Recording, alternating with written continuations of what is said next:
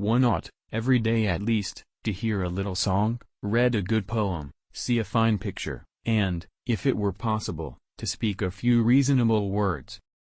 If you treat an individual as he is, he will remain how he is. But if you treat him as if he were what he ought to be and could be, he will become what he ought to be and could be. A man should hear a little music, read a little poetry, and see a fine picture every day of his life, in order that worldly cares may not obliterate the sense of the beautiful which God has implanted in the human soul.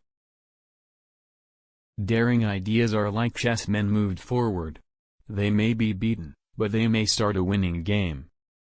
As soon as you trust yourself, you will know how to live. We do not have to visit a madhouse to find disordered minds. Our planet is the mental institution of the universe. I have possessed that heart, that noble soul, in whose presence I seemed to be more than I really was, because I was all that I could be. If I love you, what business is it of yours? The human race is a monotonous affair. Most people spend the greatest part of their time working in order to live, and what little freedom remains so fills them with fear that they seek out any and every means to be rid of it. The world is so empty if one thinks only of mountains, rivers and cities, but to know someone who thinks and feels with us, and who, though distant, is close to us in spirit, this makes the earth for us an inhabited garden.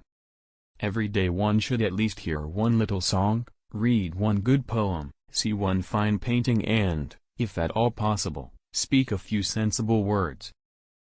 Every day one should at least hear one little song, read one good poem, see one fine painting and, if at all possible, speak a few sensible words.